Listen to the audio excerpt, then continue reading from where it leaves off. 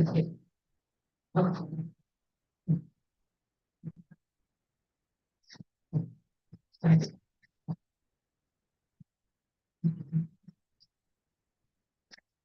അപ്പൊ നമ്മുടെ fourth semester chapter പേപ്പറിലെ സിലബസിലുള്ള ലാസ്റ്റ് പോയം ആണ് നമ്മൾ ഇന്ന് ഡിസ്കസ് ചെയ്യുന്നത്. ഓക്കെ, മൊഡ്യൂൾ 1 ലാസ്റ്റ് പോയം ആണ്. വളരെ ചെറിയ രണ്ട് പോയിന്റ്സ് ഉണ്ട്, പക്ഷെ വളരെ ചെറിയ 2 പോയിന്റ്സ് ആണ്. അതായത് 3 ലൈൻസ് ഉള്ള പോയിന്റ്സ് ആണ് നമുക്ക് ഡിസ്കസ് ചെയ്യാനുള്ളത്. Okay, so I share my screen first.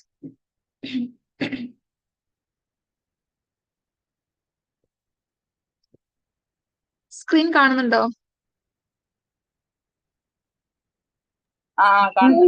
കാണുന്നുണ്ട്. ഓക്കെ,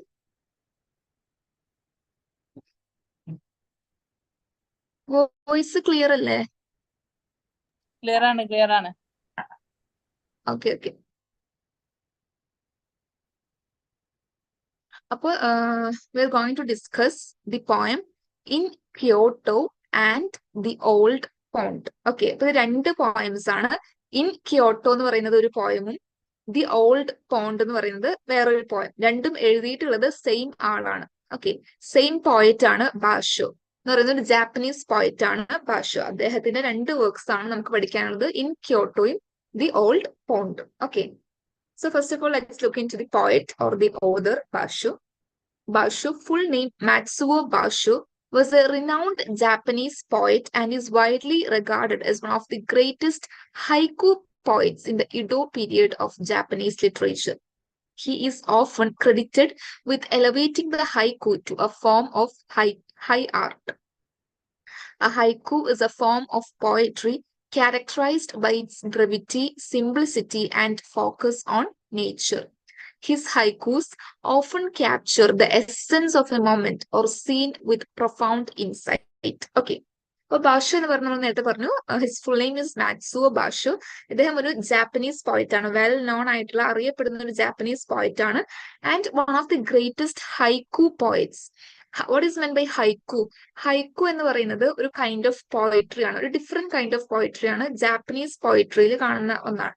അതായത് ഈ ഹൈക്കു പോയിട്രിന്റെ പ്രത്യേകത എന്ന് പറഞ്ഞാൽ അതിനകത്ത് മാക്സിമം ഒരു 3 ലൈൻസേ ഉണ്ടാവുള്ളൂ. അതായത് 3 ലൈൻ മാത്രമുള്ള, 3 വരികൾ മാത്രമുള്ള ഒരു പോയം ആയിരിക്കും ഹൈക്കു പോയം. അപ്പൊ ഇതിന്റെ സ്പെഷ്യാലിറ്റി എന്ന് പറഞ്ഞാൽ വളരെ സിമ്പിൾ ആയിട്ടുള്ള, വളരെ ഇത്രയും ബേസിക് ആയിട്ടുള്ള, ഫൗണ്ടേഷണൽ ആയിട്ടുള്ള സിമ്പിൾ കാര്യങ്ങളായിരിക്കും ഇതിലൂടെ പറയുന്നത്, വിത്ത് focus on nature.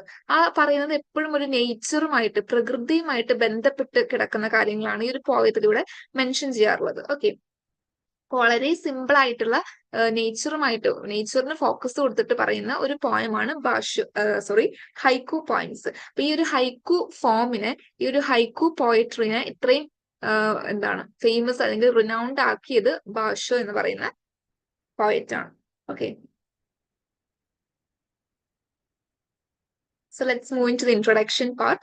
The poem In Kyoto by Basho emphasizes the feeling of longing for what you already have.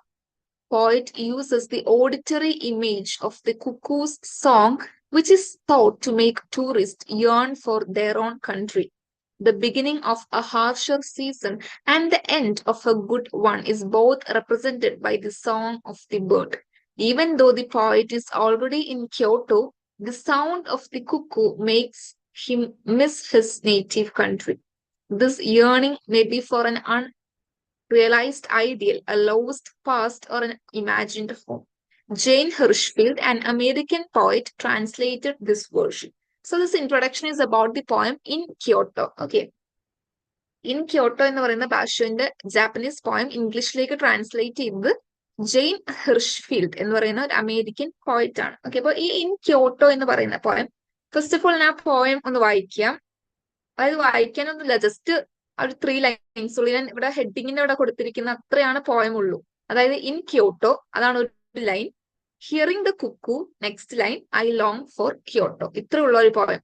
In Kyoto, hearing the cuckoo, I long for Kyoto. ഇത്രയാണ് ആ ഒരു പോയത്തിൽ mention ചെയ്യുന്നത്. Okay, അപ്പൊ ഞാൻ പറഞ്ഞ പോലെ അത് ഹൈക്കു പോയമാണ്, 3 ലൈൻസ് മാത്രമുള്ള വളരെ സിമ്പിൾ ആയിട്ടുള്ള എന്നാൽ നേച്ചറുമായിട്ട് ബന്ധപ്പെട്ടിട്ടുള്ള ഒരു പോയമാണ് ഹൈക്കു പോയംസ്. അതിലൊരു പോയമാണ് ഇൻ ക്യോട്ടോ. ഓക്കെ, അപ്പൊ ഈ ഒരു പോയിറ്റില് ഇൻ ക്യോട്ടോയില് എന്താണ് പോയിറ്റ് പറയുന്നത്? The poet is having a feeling of ലോങ്ങിങ് for what you already have. അതായത് നമ്മൾ ഫോർ എക്സാമ്പിൾ ഇവിടെ പറയുന്നതെന്ന് വെച്ചാൽ നമ്മൾ ഓൾറെഡി നമുക്ക് ആ ഒരു കാര്യം ഉണ്ട്, പക്ഷെ നമ്മൾ പിന്നെയും അതിന് വേണ്ടി ആഗ്രഹിക്കുന്നു. ഫോർ എക്സാമ്പിൾ നമ്മളിപ്പോ ടൂർ എവിടെയെങ്കിലും ഒരു സ്ഥലത്ത് ടൂർ പോയി വിചാരിക്കുക, കാശ്മീർ ടൂർ പോയി വിചാരിക്കുക. ഓക്കെ, അപ്പൊ നിങ്ങൾ ഇപ്പൊ കാശ്മീരിലാണ് ഉള്ളത്, എന്നാലും നിങ്ങൾ എന്താണ് ആ കാശ്മീർ ഇനി ഇവിടുന്ന് പോയാൽ മിസ് ചെയ്യുമല്ലോ എന്നൊക്കെ ഓർത്തിട്ട് ആ ഒരു കാശ്മീരിന് വേണ്ടി ഇനിയും ഇനിയും ആഗ്രഹിക്കുന്ന ഒരു ടൈപ്പ്. അത് ആ ഒരു കൈൻഡ് ഓഫ് നമുക്ക് നമ്മുടെ കയ്യിൽ ഉണ്ടെങ്കിലും നമ്മൾ പിന്നെയും ആ ഒരു സെയിം സാധനത്തിന് വേണ്ടി പിന്നെയും പിന്നെയും ആഗ്രഹിക്കുന്നു. ആ ഒരു ഫീലിംഗ് ഓഫ് ലോങ്ങിങ് ആണ് ഈ ഒരു പോയത്തിലൂടെ മെൻഷൻ ചെയ്യുന്നത് പോയറ്റ്. അപ്പൊ ഇതിൽ ഉപയോഗിച്ചിട്ടുള്ള ഇമേജ് എന്ന് പറഞ്ഞാൽ ഓഡിറ്ററി ഇമേജ് ആണ്. What is mean by auditory image? Auditory എന്ന് പറഞ്ഞാൽ എന്തായിരിക്കും? എന്തുമായിട്ട് റിലേറ്റ് ചെയ്ത് കിടക്കുന്നതാണ് ഓഡിറ്ററി എന്നുള്ള വേർഡ്? എനിബഡി? നമുക്കറിയാം ഓഡിറ്റിംഗുമായി ബന്ധപ്പെട്ടല്ലേ? എന്താണ്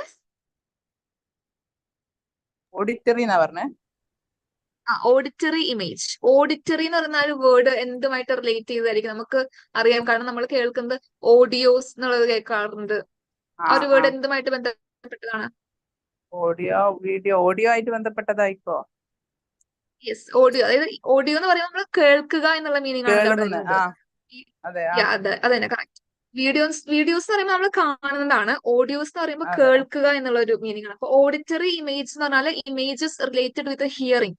ഹിയറിംഗ് എന്ന് പറഞ്ഞാൽ കേൾവിയുമായിട്ട് ബന്ധപ്പെട്ട ഇമേജസ് ആണ്. ഇവിടെ പറയുന്നത് കുക്കൂസ് സോങ്, കുക്കുവിന്റെ സോങ് എന്ന് പറഞ്ഞാൽ കുയിലുകളുടെ ഈ പാട്ട്, അത് നമുക്ക് എന്താണ് നമ്മൾ കേൾക്കാറുണ്ട്. എന്തുമായിട്ട് ബന്ധപ്പെട്ട് കിടക്കുന്നതാണ്? നമ്മുടെ കേൾവിയുമായിട്ട് ബന്ധപ്പെട്ടിട്ടുള്ള ഇമേജ് ആണ് ഇവിടെ പോയിട്ട് യൂസ് ചെയ്തിട്ടുള്ളത്. ഓക്കെ, പിന്നെ പറയുന്നത് even though the poet is already in Kyoto the sound of the cuckoo makes him miss his native country.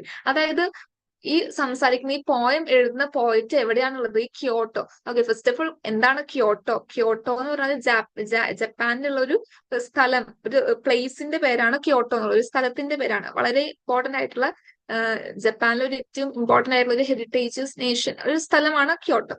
അപ്പൊ ആ ക്യോട്ടോയിൽ ഇരുന്നു കൊണ്ടാണ് ഈ പോയറ്റ് എഴുതുന്നത്. അവിടെ ഇരുന്നു കൊണ്ട് എന്താണ് എഴുതുന്നത്? ക്യോട്ടോനെ മിസ് ചെയ്യുന്നു എന്ന് പറഞ്ഞുകൊണ്ടാണ് എഴുതുന്നത്. അപ്പൊ അതാണ് ഞാൻ പറഞ്ഞത്, നമ്മുടെ കയ്യിൽ നമ്മൾ ഓൾറെഡി അവിടെ ആണെങ്കിലും നമ്മൾ ആ സ്ഥലത്തിനെ പിന്നെയും മിസ് ചെയ്യുന്നു, അല്ലെങ്കിൽ ആ ഒരു സ്ഥലത്തിന് വേണ്ടി പിന്നീട് നമ്മൾ അതിയായി ആഗ്രഹിക്കുന്നു. ആ ഒരു കൈൻഡ് ഓഫ് ലോങ്ങിങ് ആണ് ഈ ഒരു പോയത്തിൽ മുഴുവനായിട്ട് കാണിക്കുന്നത്. അനാലിസിസിലേക്ക് പോവുകയാണെങ്കിൽ the poem Kyoto is set in Kyoto, A city in Japan known for it's rich history and cultural significance. അപ്പൊ ഈ ഒരു പോയം സെറ്റ് ചെയ്തിരിക്കുന്നതും ക്യോട്ടോ എന്ന് പറയുന്ന ഒരു സിറ്റിയിലാണ്. ജപ്പാനിലുള്ള ഒരു സിറ്റിയാണ് Kyoto. Basho's choice of setting adds depth to the poem as Kyoto holds a special place in Japanese culture. അപ്പോൾ Japanese കൾച്ചറിൽ വളരെ ഇമ്പോർട്ടന്റ് ആയിട്ടുള്ള, വളരെ ഹിസ്റ്റോറിക്കൽ സിഗ്നിഫിക്കൻസും കൾച്ചറൽ സിഗ്നിഫിക്കൻസും ഒക്കെ ഉള്ള ഒരു സ്ഥലമാണ്, ഒരു സിറ്റിയാണ് Kyoto city. The focus on the sense of hearing is evident with the mention of cuckoo. This auditory experience becomes a focal point, emphasizing the simplicity and immediacy of the poet's connection to nature. The mention of the cuckoo indicates the season, as cuckoos are often associated with spring in Japanese culture. അപ്പൊ ഇവിടെ ആ ഒരു ഒറ്റ 3 ലൈനിലൂടെ എന്തൊക്കെ കാര്യങ്ങളാണ് ഉദ്ദേശിച്ചിട്ടുള്ളത്? In Kyoto hearing the cuckoo I long for Kyoto. ഇത്രേ ഉള്ളൂ പോയം. പക്ഷെ അതിലൂടെ അതിന്റെ ഉള്ളിൽ ഉദ്ദേശിച്ചിട്ടുള്ളത് കുറെ കാര്യങ്ങളാണ്. അതായത് ക്യോട്ടോയിൽ ഇരുന്നു കൊണ്ടാണ് ഈ പോയറ്റ് എഴുതുന്നത്. പിന്നെ നെക്സ്റ്റ് അപ്പൊ തന്നെ ആ ഒരു ഇൻ ക്യോട്ടോ എന്ന് പറഞ്ഞ ലൈൻ കഴിഞ്ഞിട്ട് അപ്പൊ തന്നെ ഹിയറിംഗ് ദ കുക്കു എന്ന് പറയുമ്പോൾ തന്നെ ആ ഒരു നേച്ചറുമായിട്ടുള്ള ഒരു കണക്ഷൻ നമുക്ക് കാണാൻ സാധിക്കും. ഞാൻ നേരത്തെ പറഞ്ഞു ഹൈക്കു പോയംസ് എന്ന് പറയുമ്പോൾ അതിൽ കൂടുതലും ഫോക്കസ് എന്തിലായിരിക്കും? നേച്ചറിനെ ഫോക്കസ് ചെയ്തിട്ടുള്ള പോയംസ് ആണ്. അപ്പൊ ഹിയറിംഗ് ദ കുക്കു എന്ന് പറയുമ്പോൾ തന്നെ നമുക്കറിയാം കുക്കുവിന്റെ എന്തായിരിക്കും, കുയിലിന്റെ എന്തായിരിക്കും ഹിയർ ചെയ്യുന്നത്, കേൾക്കുന്നത്? സോങ്സ് ആയിരിക്കും. അതൊക്കെ ഓൾറെഡി അണ്ടർസ്റ്റുഡ് ആണ്. അപ്പൊ ഹിയറിംഗ് ദ കുക്കു, ആ ഒരു കുയിലിന്റെ എന്താണ് സോങ്സ് കേൾക്കുമ്പോൾ,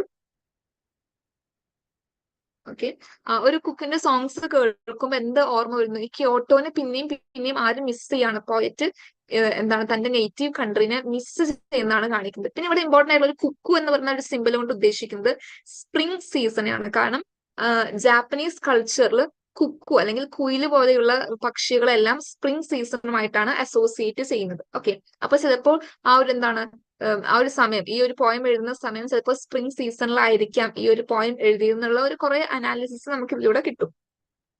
The poem carries a tone of nostalgia and longing. While physically present in Kyoto and hearing the cuckoo, the poet expresses a deep emotional yearning for Kyoto itself. അതാണ് ഞാൻ നേരത്തെ പറഞ്ഞ ആ ഒരു കുക്കുവിന്റെ സോങ് കേൾക്കുമ്പോൾ തന്നെ എന്താണ് ആ ഒരു ക്യോട്ടോ സിറ്റിനെ വളരെ എന്താണ് ഒരു മിസ്സിങ്, ആ ഒരു സിറ്റിനെ എന്താണ് ഭയങ്കരമായിട്ട് മിസ് ചെയ്യുന്നത് പോലെ പോയറ്റിന് ഫീൽ ചെയ്യാണ്. This sentiment suggests a profound connection of the place. The longing for Kyoto, despite being there, reflects the transient nature of experiences. Even in the moment of appreciating a natural sound, Basho is aware of the impermanence of time and place. You can see different layers of meaning in this poem. This haiku can be interpreted as not just as a physical journey to Kyoto, but also an internal journey of the poet's emotions. The juxtaposition of being in Kyoto and longing for it creates a layered meaning. ഇപ്പോൾ ഇവിടെ പറയുന്ന ഒരു കാര്യം എന്ന് പറഞ്ഞാൽ എന്താണ് ഈ എന്താ ഒരു മെയിൻ ഇമ്പോർട്ടന്റ് പോയിന്റ് എന്ന് പറഞ്ഞാല് ഭാഷ അല്ലെങ്കിൽ ഈ പറയുന്ന ഹൈക്കു പോയറ്റ്സ് വളരെ നേച്ചറിനെ അപ്രിഷിയേറ്റ് ചെയ്യുന്ന പോയറ്റ്സ് ആണ്. കാരണം നേച്ചറുമായിട്ട് എപ്പോഴും ഫോക്കസ് കൊടുത്തുകൊണ്ടാണ് അവരുടെ പോയിന്റ്സ് എല്ലാം എഴുതുന്നത്. ഇപ്പൊ ഹിയറിംഗ് ദ കുക്കു എന്ന് പറയുന്നത് നമ്മളിപ്പോ സാധാരണ ആൾക്കാരാണെങ്കിൽ നമ്മൾ ഫോർ എക്സാമ്പിൾ നമ്മളെ പോലെയുള്ള ഒരു കുയിലിന്റെ പാട്ട് നമ്മൾ ജസ്റ്റ് അത് മൈൻഡ് ചെയ്യാതെ നമ്മൾ ശ്രദ്ധിക്കാതെ വിടുന്ന കാര്യങ്ങളാണ്. പക്ഷെ ഇത്തരത്തിലുള്ള ഹൈക്കു പോയറ്റ്സ് ഈ പറയുന്ന ഇത്രയും സില്ലി ആയിട്ടുള്ള സിമ്പിൾ ആയിട്ടുള്ള മാറ്റേഴ്സ് വരെ അവർ നോട്ട് ചെയ്ത് അവരുടെ പോയിന്റ്സിൽ യൂസ് ചെയ്യുന്നത്. അല്ലെങ്കിൽ നമ്മളൊക്കെ ഒരു ശ്രദ്ധയും കൊടുക്കാത്ത കാര്യങ്ങളെ വരെ അത്രയും സില്ലി മാറ്റേഴ്സ് ആയിട്ട് ട്രിവിയൽ ആയിട്ട് കാണുന്ന കാര്യങ്ങളെ വരെ ഫോക്കസ് ചെയ്ത് എഴുതുന്ന ആൾക്കാരാണ് ഹൈക്കു പോയറ്റ്സ്. അപ്പൊ ഈ ഒരു പോയറ്റ് ആകെ മുഴുവൻ പറയുന്നത് ക്യോട്ടോ എന്ന് പറയുന്ന സിറ്റിയിൽ ഇരുന്നു കൊണ്ട് എന്ത് ചെയ്യുന്നു, ഒരു പോയം എഴുതാണ് പോയിറ്റ്. എന്നിട്ട് പറയുന്നുണ്ട് ആ ഒരു ഒരു കുയിലിന്റെ ഒരു പാട്ട് കേൾക്കുമ്പോൾ ഞാൻ എന്റെ ക്യോട്ടോ സിറ്റിനെ മിസ് ചെയ്യുന്നു, അല്ലെങ്കിൽ ആ ഒരു ക്യോട്ടോ സിറ്റിക്ക് വേണ്ടി ഞാൻ ലോങ് ചെയ്യുന്നു, ആഗ്രഹിക്കുന്നു. അത് എവിടെ ഇരുന്നുകൊണ്ടാണ് പറയുന്നത്, ആ തന്റെ സ്വന്തം സിറ്റിയിൽ ക്യോട്ടോ സിറ്റിയിൽ ഇരുന്നു കൊണ്ട് തന്നെ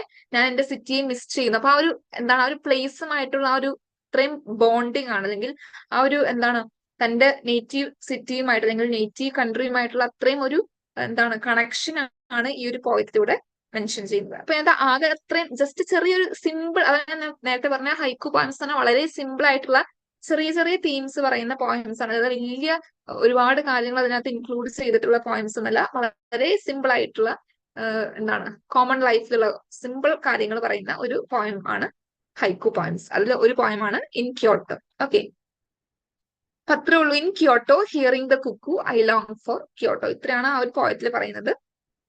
നെക്സ്റ്റ് പോയം എന്ന് പറയുന്നത് ദ ഓൾഡ് പോണ്ട് എന്നാണ് ആ പോയത്തിന്റെ പേര്. അതും ഈ പറയുന്ന പോലെ 3 ലൈനുള്ളൂ ആകെ. The old pond. പിന്നെ ഈ കോമയല്ല, മറിച്ച് ഇവിടെ 3 കുത്തുകൾ, ഇങ്ങനെ എലിപ്സിസ് എന്നാണ് ഇതിനെ പറയുന്നത്. 3 കുത്തുകൾ ഇങ്ങനെ കൊടുക്കുന്നുണ്ട്. A frog gems in sound of water. ഇത്രേ ഉള്ളൂ poem. The old pond, A frog gems in sound of water. Okay. Matsuo Basho's haiku, The Old Pond, is a classic example of the genre and is often considered one of the most famous haikus ever written.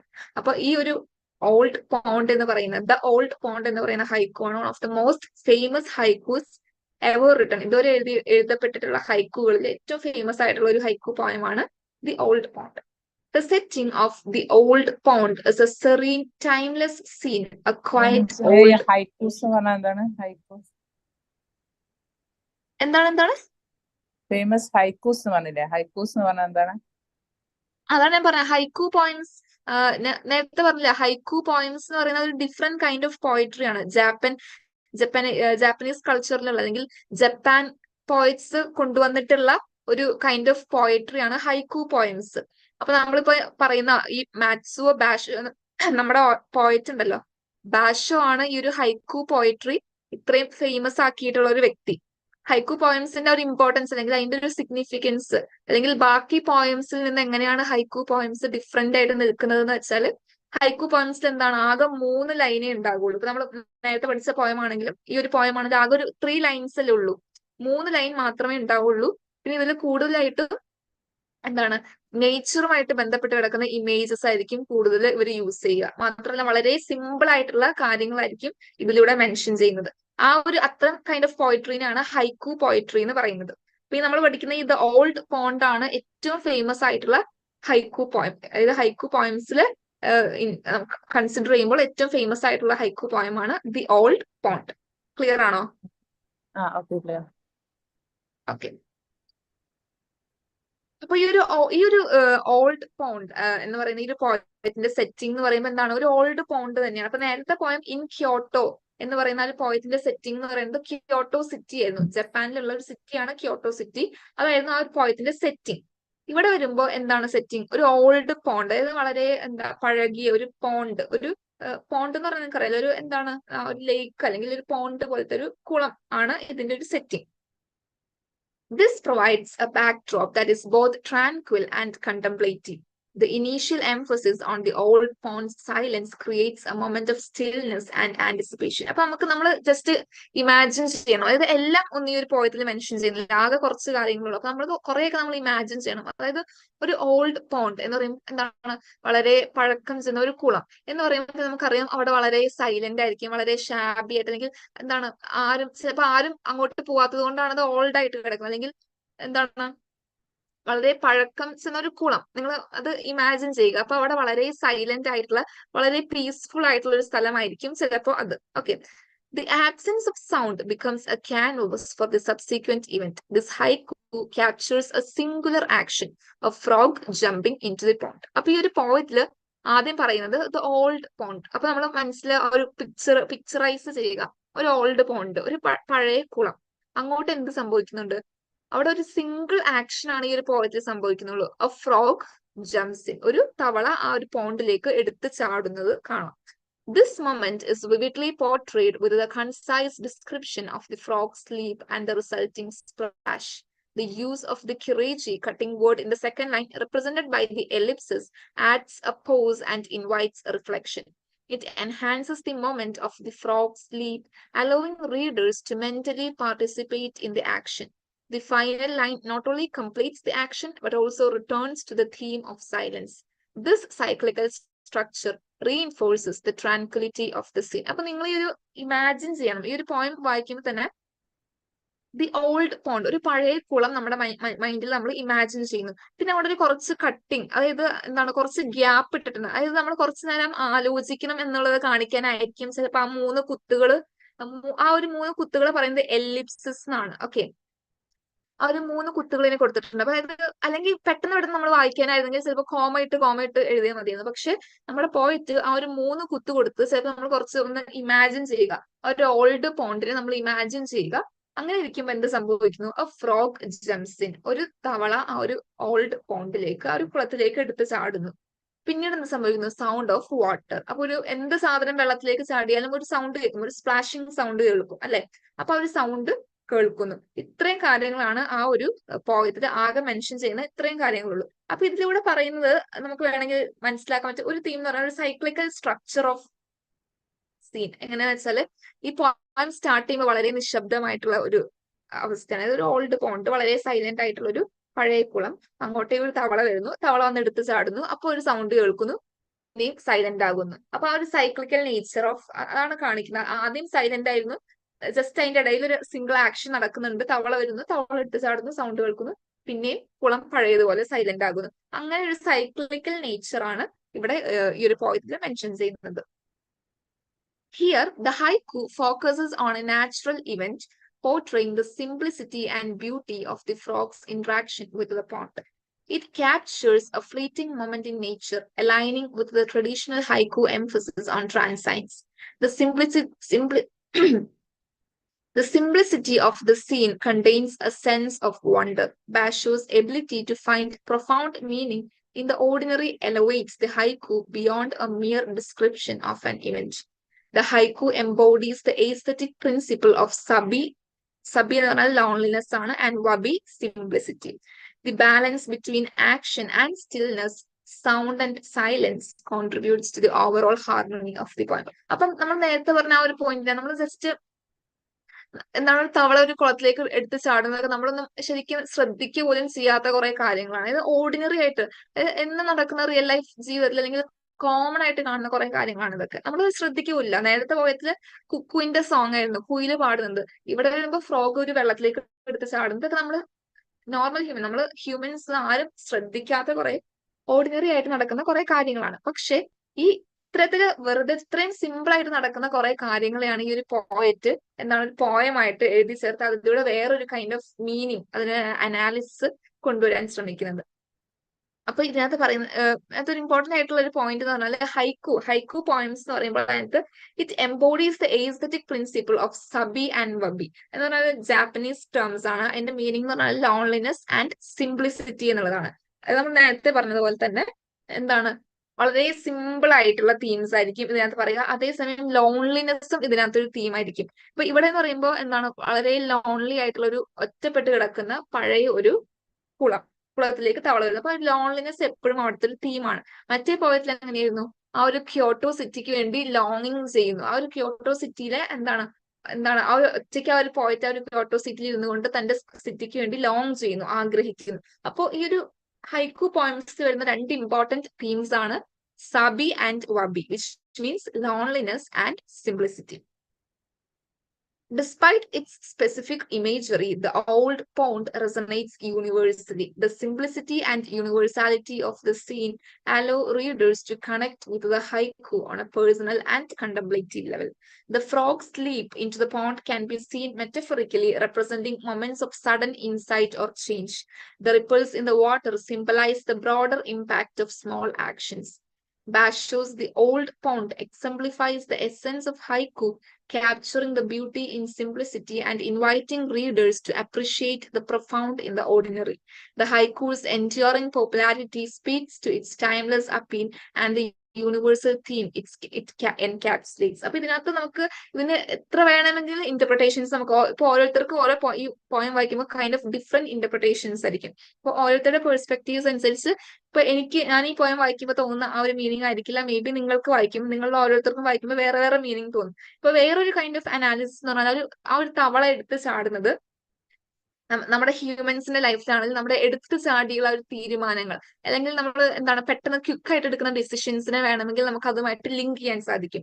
അതിനുശേഷം ആ തവള എടുത്ത് ചാടിയതിനു ശേഷം ആ വെള്ളത്തിൽ വരുന്ന ആ ഒരു സ്പ്ലാഷസ്, വെള്ളത്തിൽ വരുന്ന ചേഞ്ചസിനെ നമുക്ക് എന്തായിട്ട് കൺസിഡർ ചെയ്യാം, നമ്മുടെ ആ ഒരു എടുത്തു ചാടിയുള്ള തീരുമാനങ്ങൾക്ക് നമ്മുടെ ലൈഫിൽ വരുന്ന ചേഞ്ചസ്, അങ്ങനെയൊക്കെ നമുക്ക് ഇതിനെ ലിങ്ക് ചെയ്യാൻ സാധിക്കും. കൈൻഡ് ഓഫ് ഡിഫറെന്റ് ഇന്റർപ്രിട്ടേഷൻസ് നമുക്ക് ഈ ഒരു പോയത്തിന് കൊടുക്കാൻ സാധിക്കും. അപ്പൊ ബാഷ് നമ്മുടെ പോയറ്റ് ഉദ്ദേശിച്ചിട്ടുള്ള ഇന്റർപ്രിട്ടേഷൻ അല്ലെങ്കിൽ അനാലിസിസ് ഏതാണെന്നുള്ളത് നമുക്കറിയില്ല.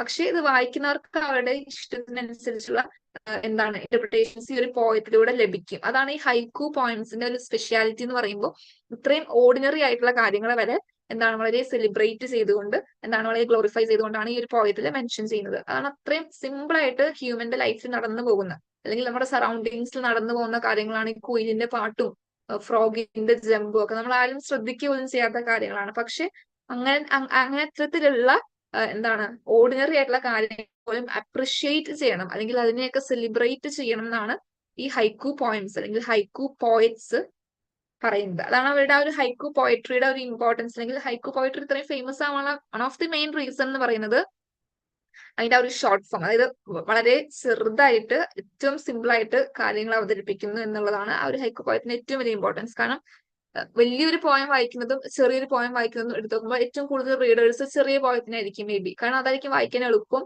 മനസ്സിലാക്കാൻ എളുപ്പം. അതുകൊണ്ടാണ് ആ ഹൈക്കു പോയംസ് കൂടെ അത്രയും ഫേമസ് ആവാനുള്ള വേറൊരു റീസൺ. ഓക്കെ, പിന്നെ ഈ പറയുന്ന നേച്ചറുമായിട്ട് ബന്ധപ്പെട്ടുള്ള കാര്യങ്ങളായിരിക്കും വളരെ സിമ്പിൾ ആയിട്ടായിരിക്കും കാര്യങ്ങൾ അവതരിപ്പിക്കുന്നത്. അപ്പൊ ഇത്തരത്തിലുള്ള കുറെ ക്യാരക്ടറിസ്റ്റിക്സ് ആണ് ഹൈക്കു പോയിട്രിക്ക് ഉള്ളത്. ബാഷോ ആണ് ഹൈക്കു പോയിട്രിനെ ഇത്രയും പീക്ക് ലെവൽ അല്ലെങ്കിൽ ഹൈക്കു പോയിട്രിനെ ഇത്രയും വെൽ റിനൗണ്ട് ആക്കിയത്, ഫേമസ് ആക്കിയത് ബാഷോ എന്ന് പറയുന്ന പോയറ്റ് ആണ്. ഇത്രയും വളരെ സിമ്പിൾ ആയിട്ടുള്ള രണ്ട് പോയമാണ്. ഇത് രണ്ട് പോയം നമുക്ക് ഒറ്റ ചാപ്റ്റർ ആയിട്ട് ഒറ്റ പോയം ആയിട്ടാണ് പഠിക്കാനുള്ളത്, in Kyoto and the old. Okay,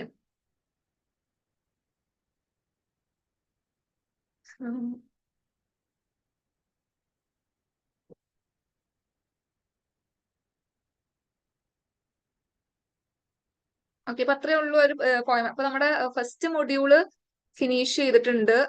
ഇതിനകത്ത് ഫസ്റ്റ് മൊഡ്യൂള് എല്ലാം പോയംസ് നമ്മൾ കംപ്ലീറ്റ് ചെയ്തിട്ടുണ്ടെന്ന് വിചാരിക്കുന്നു. എന്തെങ്കിലും ഡൗട്ട് ഉണ്ടോ പോയത്തില്? ക്ലിയർ ആണ്. ക്ലിയർ ആണ്. ഓക്കെ, അങ്ങനെയാണ് നമുക്ക് വൈൻഡപ്പ് ചെയ്യാം. അസ്സലാമു അലൈക്കും.